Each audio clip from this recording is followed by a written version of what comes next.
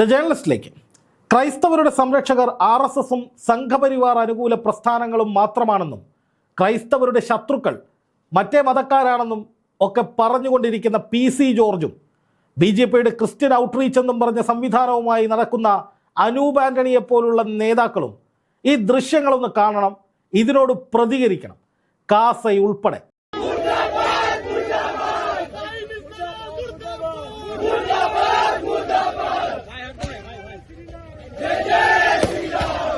നോക്കുക, മുർദാബാദ് മുർദാബാദ് എന്നൊക്കെ പറഞ്ഞ് ക്രൈസ്തവരുടെ ആഘോഷങ്ങളെ വെല്ലുവിളിച്ച് ജയ് ശ്രീറാം വിളിച്ചിങ്ങനെ ആഘോഷിച്ച് ആരവത്തോടെ സ്വീകരിച്ച് ആനയിച്ച് കൊണ്ടുവരുന്ന ഈ ആളുകൾ ആരെന്നറിയോ?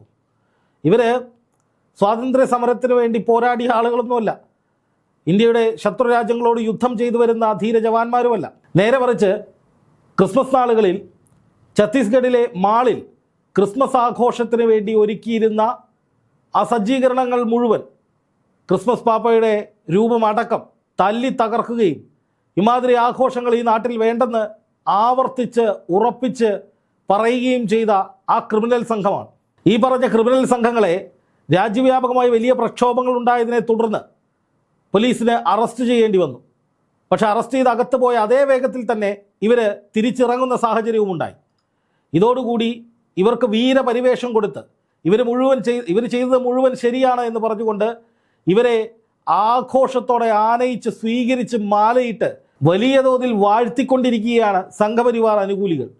തീവ്ര ഹിന്ദുത്വ നിലപാടുകൾ നിങ്ങൾ എത്ര വേണമെങ്കിലും ഇവിടെ ആളിക്കത്തിച്ചോളൂ, ന്യൂനപക്ഷങ്ങളുടെ പ്രാർത്ഥനകൾക്കും അവരുടെ ആഘോഷങ്ങൾക്കും എതിരെ എത്ര വേണമെങ്കിലും നിങ്ങൾ ആക്രമണങ്ങൾ നടത്തിക്കോളൂ, അതിനെതിരെ എത്ര വേണമെങ്കിലും സംസാരിച്ചോളൂ എന്നതിൻ്റെ ഒരു ഉദാഹരണമാണിത്.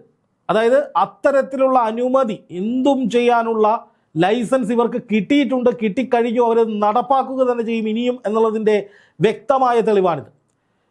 ഈ ദൃശ്യങ്ങൾ കേരളത്തിലെ മാധ്യമങ്ങൾ പോലും സംപ്രേഷണം ചെയ്തിട്ടുണ്ടാകില്ല എന്നാണ് ഞാൻ മനസ്സിലാക്കുന്നത്. പല ചാനലുകളിലും നോക്കി അവിടെ എവിടെയും ഇത് കാണാൻ കഴിഞ്ഞില്ല. ദേശീയ മാധ്യമങ്ങൾ അഥവാ ഗോധി മാധ്യമങ്ങൾ ആ ഭാഗത്തേക്കേ തിരിഞ്ഞു നോക്കിയിട്ടില്ല. അപ്പോൾ ഒന്ന് ആലോചിച്ച് നോക്കൂ, ഈ രാജ്യം എത്രത്തോളം ഇത്തരം ആക്രമണങ്ങളെ നോർമലൈസ് ചെയ്യുന്ന മാനസികാവസ്ഥയിലേക്ക് എത്തിയിട്ടുണ്ട് എന്ന്. ഇവിടുത്തെ മാധ്യമങ്ങൾക്ക് ഇതൊരു വലിയ സംഭവമല്ല. സോഷ്യൽ മീഡിയയിൽ പോലും വലിയ ചർച്ചകൾ ഈ വിഷയത്തിന്മേൽ നടക്കുന്നില്ല. ക്രൈസ്തവരുടെ സംരക്ഷകർ നൈജീരിയയിലേക്ക് നോക്കൂ, അങ്ങോട്ട് നോക്കൂ, ഇങ്ങോട്ട് നോക്കൂ എന്നൊക്കെ പറയുന്ന കാസ പോലുള്ള കൂട്ടങ്ങൾ ഈ ഭാഗത്തേക്ക് നോക്കാതെ കണ്ണും പൂട്ടിയിരിക്കുകയാണ്. ഒന്ന് ആലോചിച്ച് നോക്കുക, എത്ര വലിയ ഇരട്ടത്താപ്പാണ്. ക്രൈസ്തവരുടെ സംരക്ഷകർ ഞങ്ങളാണെന്ന് പറയുന്നു. ഈസ്റ്ററിനും ക്രിസ്മസിനും ഒക്കെ കേരളത്തിലെ ക്രിസ്ത്യാനികളുടെ വീടുകളിലേക്ക് കേക്കും മറ്റു സാധനങ്ങളുമായിട്ട് പോകുന്നു. ക്രൈസ്തവർ സംഘപരിവാറിനൊപ്പം നിൽക്കണം, മറ്റവന്മാരാണ് നമ്മുടെ ശത്രുക്കൾ, അവർ നിങ്ങളെയും ആക്രമിക്കും, അപ്പോൾ ഞങ്ങളെയും ഉണ്ടാകും സംരക്ഷിക്കാൻ എന്ന മട്ടിലാണ് സംഘപരിവാർ കേരളത്തിൽ നടത്തിക്കൊണ്ടിരിക്കുന്ന പ്രചാരണം. ക്രിസ്ത്യൻ ഔട്ട്റീച്ച് എന്നൊക്കെ പറഞ്ഞ് ഓരോ സംവിധാനങ്ങൾ ഉണ്ടാക്കി ഷോൺ ജോർജ്, അനിൽ ആന്റണി, അനൂപ് ആന്റണി, PC ജോർജ് തുടങ്ങിയ ആളുകളെയൊക്കെ അതിൻ്റെ പല കണ്ണികളാക്കി നിർത്തിയിട്ട് അന്ധമായ മുസ്ലിം വിരോധം PC ജോർജിനെ പോലുള്ളവർ ആളിക്കത്തിച്ചിട്ട് അങ്ങനെ ക്രൈസ്തവരെ ഒപ്പം നിർത്താം എന്ന് വിശ്വസിപ്പിച്ച് നടത്തുന്ന സകല ഇടപാടുകളും ജനങ്ങൾ തിരിച്ചറിയണമെന്നാണ് എനിക്ക് ഈ ഘട്ടത്തിൽ പറയാനുള്ളത്. ഈ വിഷയത്തെക്കുറിച്ച് ഒരാളും സംസാരിച്ചിട്ടില്ല. ഏത് ക്രൈസ്തവരുടെ വലിയ തോതിലുള്ള ആഘോഷ സാമഗ്രികളൊക്കെ ഇവർ തല്ലി തകർക്കുന്നു. അവർ പറയുന്ന കാരണം അന്ന് അവിടെ ബന്ദായിരുന്നു, അന്ന് മാള് തുറന്നതിനാലാണ് ഞങ്ങൾ ഈ ആക്രമണം നടത്തിയതെന്നാണ് ന്യായീകരണം. പക്ഷെ അതൊന്നുമല്ല സംഭവം. ക്രൈസ്തവരുടെ രൂപങ്ങളാണ് അടിച്ചു തകർത്ത് അവരുടെ ആഘോഷത്തിന് കൊണ്ടുവന്ന് വെച്ചിട്ടുള്ള സാധനങ്ങളാണ് തല്ലി തകർത്തത്. രാജ്യത്തിൻ്റെ വിവിധ ഭാഗങ്ങളിൽ നമ്മൾ കണ്ടതാണ്. അപ്പം അന്ന് കേരളത്തിലെ ചില BJPക്കാരൊക്കെ അതിനെ അപലപിക്കുന്ന രീതിയിൽ സംസാരിച്ചിരുന്നു. ഇതൊന്നും ശരിയായിട്ടുള്ള കാര്യമല്ല, ഞങ്ങൾ പിന്തുണയ്ക്കുന്നില്ല എന്ന മട്ടിലൊക്കെ. പക്ഷേ ഇതേ സംഘപരിവാറിൻ്റെ ഭാഗമായിട്ടുള്ള സംഘപരിവാർ അനുകൂല പ്രസ്ഥാനങ്ങൾ അവർ മാലയിട്ട് സ്വീകരിച്ച് ആഘോഷിക്കുകയാണ്. ഇതിനെ അപലപിക്കാനോ ഇതിനെ തള്ളിപ്പറയാനോ കേരളത്തിലെ ഒരൊറ്റ BJP നേതാവോ ക്രൈസ്തവരുടെ കൂടെ നിൽക്കുന്ന ക്രിസ്ത്യൻ ഔട്ട്റീച്ച് എന്നൊക്കെ പറയുന്ന സംവിധാനത്തിൽപ്പെട്ട നേതാക്കളോ അനൂപ് ആന്റണി ഉൾപ്പെടെയുള്ള ആളുകൾ തയ്യാറായിട്ടില്ല. എന്താണ് അനൂപ് ആന്റണി മിണ്ടാത്തത്?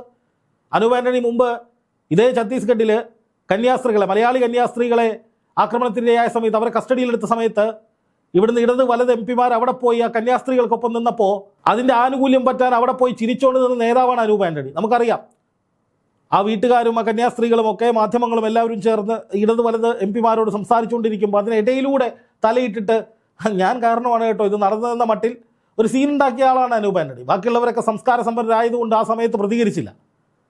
അപ്പോൾ അതിലൂടെ BJP പറഞ്ഞത് കന്യാസ്ത്രീകൾക്ക് പ്രശ്നമുണ്ടായപ്പോൾ ഞങ്ങളാണല്ലോ പരിഹരിച്ചത്, ഞങ്ങൾ ക്രിസ്ത്യാനികൾക്കൊപ്പമാണെന്നാണ്. എന്നിട്ട് എവിടെ? ഇപ്പോൾ ഛത്തീസ്ഗഡിൽ നടക്കുന്നത് ഇവരെ രാജാക്കന്മാരെ പോലെ കൊണ്ടു നടക്കുകയാണ്, ഇവരെ വീരപുരുഷന്മാരായിട്ട് ആരാധിക്കുകയാണ്. ഈ ഘട്ടത്തിലാണ് സോഷ്യൽ മീഡിയയിൽ പ്രചരിക്കുന്ന മറ്റൊരു ദൃശ്യം എൻ്റെ ശ്രദ്ധയിൽപ്പെട്ടത്.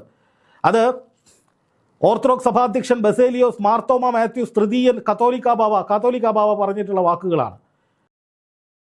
RSSന്റെ പോഷക സംഘടനകളായിരിക്കുന്ന ബജരംഗ് ദളും അതുപോലെ VHPയും ഒക്കെ സമൂഹത്തിലെ ക്രിസ്ത്യാനികളെ അല്ലെങ്കിൽ മതന്യൂനപക്ഷങ്ങളെ ആക്രമിക്കുന്നതായ വാസ്തവം. പള്ളിയുടെ പുറത്തുള്ളതായ ക്രിസ്തുമസ് ആഘോഷങ്ങൾ നശിപ്പിച്ച് അകത്ത് കയറാൻ അധികം താമസം ഇല്ല.